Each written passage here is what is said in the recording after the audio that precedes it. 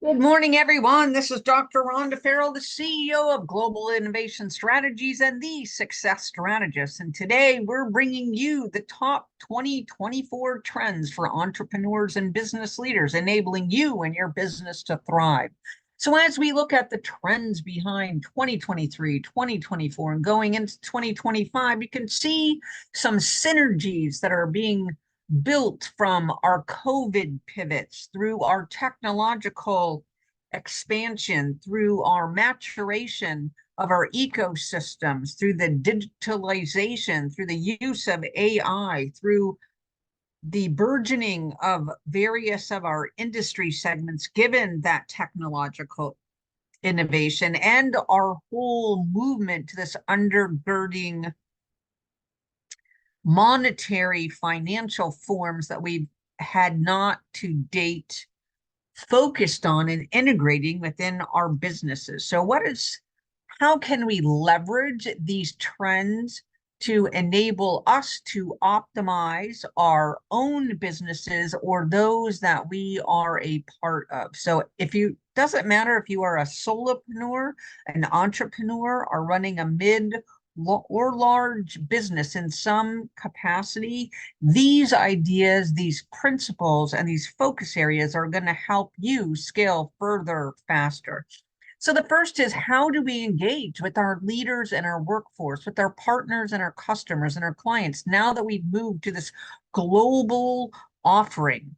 And the first is, if you aren't already harnessing remote and hybrid work models from the pivot from coming out of our COVID years, now is a great time to examine the technological infrastructures that you need, the cybersecurity and government controls and confidentiality, integrity, and an availability focus areas that you need to sustain ongoing risk remediation for. And then what are the burgeoning technologies that can help you support these remote and hybrid work models as our workforce changes over the next decade plus, given the advances of AI, given the advances of being able to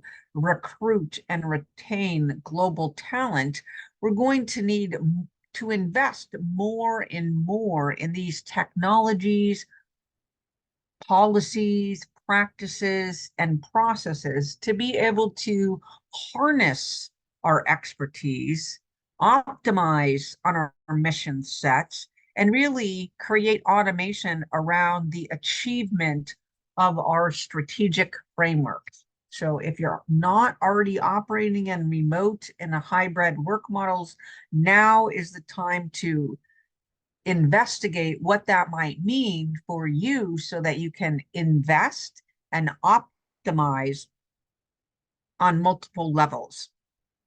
The next is sustainability and social responsibility. And we're really talking here about the shift from a company with a vision and a mission to a mission with a company attached to it, right? It's a fundamental shift that we're undergoing to attract new generational workforce members, and as well as the clients and the customers and the partners, right? So if we think about this, it used to be all about the brand identity and reputation of the organization. And I'm not saying that that's not still important, but now what we see is the mission set that those organizations are undertaking are now just as important with regard to the brand equity that's supporting that mission set. So as we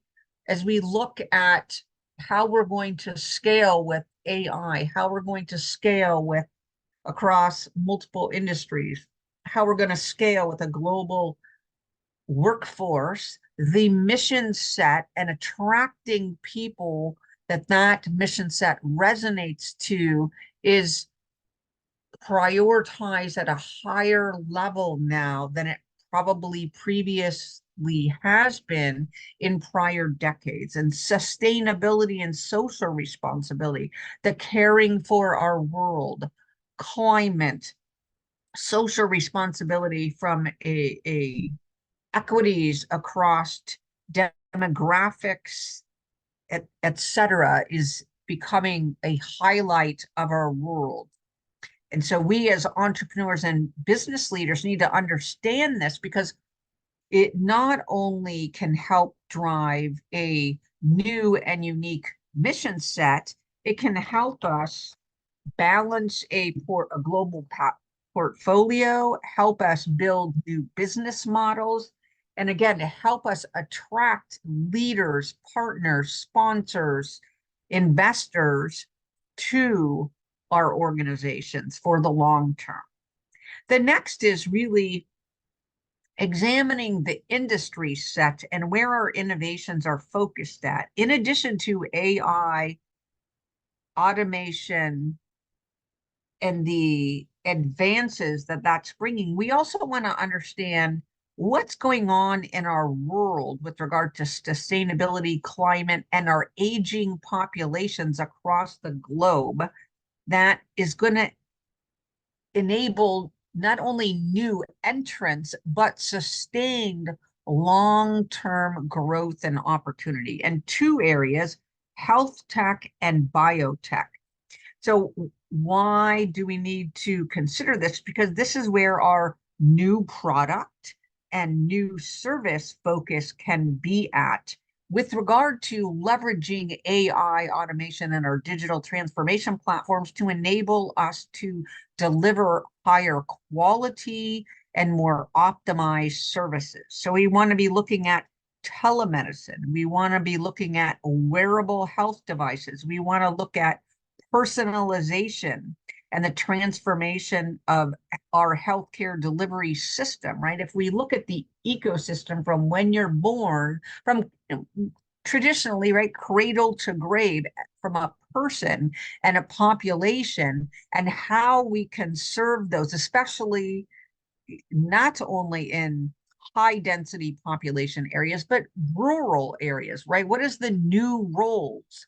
What is the new technologies that we can deploy far and wide that enable us to elongate life cycles, to combat critical diseases, to lessen the risks around pregnancies and child delivery so that we have safety and sustainability. Next is, how is the digital transformation really driving e-commerce, and what do we have to be cognizant of from a business leadership and entrepreneur standpoint, and how can we best leverage this, right? So if we look at a balanced portfolio, we are not only looking at the products and the services that we are building and fielding, but we are looking for strategic insertion points with our partners. We are looking for balanced portfolios through investment opportunities. We are looking at, how can we invest in startups? How can we invest in pre-IPO organizations? How can we partner with some of these organizations? So we want to get outside of the box of thinking our organization framework is the farthest we can go. It's just the beginning, right? And that balanced portfolio has a place for startup investments. It has a place for partnership integration across technology ecosystems. It has a place for the design, development, fielding of patents in these innovation areas. So, right. So we want to be looking at artificial intelligence, machine learning, data analytics, not only to optimize our current state operations and enhance our customer experiences.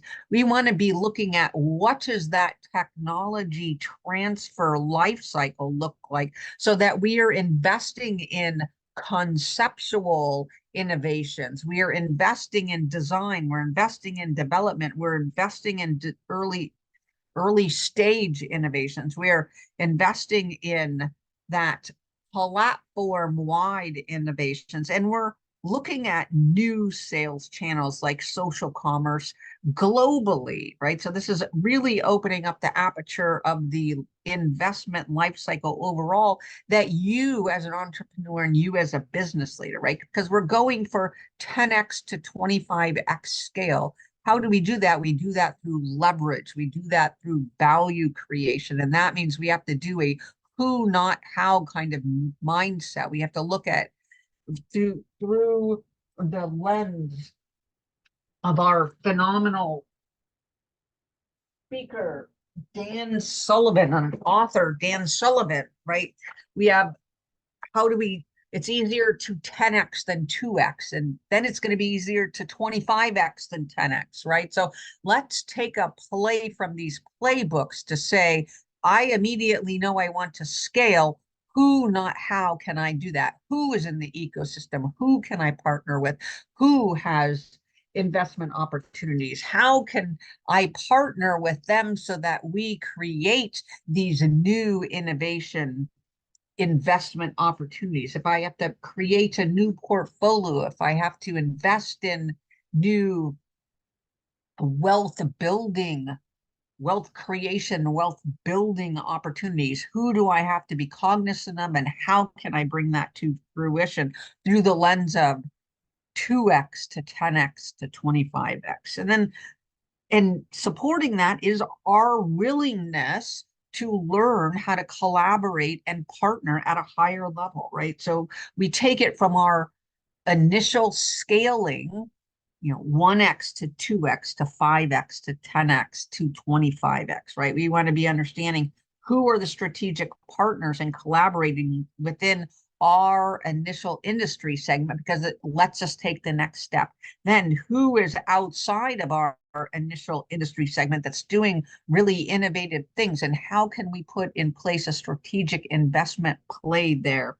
Last but not least, then who is completely outside our realm, and what are they doing so that we can bring that parallel learning, that parallel innovation to broaden that portfolio, to make us more risk tolerant, to look at sustainability, look at social responsibility, look at health tech, look at biotech, look at digital transformation and e-commerce, to look at these new work models so we can harness this global expertise and innovation and investment vehicles that are going on. So not only from a technology and innovation sector perspective, we want to be looking at what is the people, process, and technology plays, where are they occurring greatest for what we care about most, right? You don't have to be everything to all people. You have to stay core to your mission, core to your vision, core to your strategy. But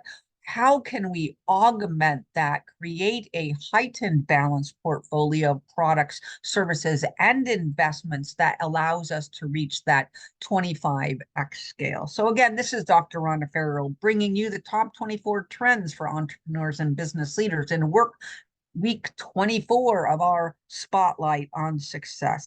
Again, these success strategists, we invite you back next week for week 25 if you want to get a hold of us so that we can help set you on the right path for a balanced portfolio and helping you on your journey of scaling 2x, 5x, 10x, 25x. You can reach us at advisor1 at successstrategist.com or CEO at GBLINNOV strat LLC.com, because we want to help you and your business thrive.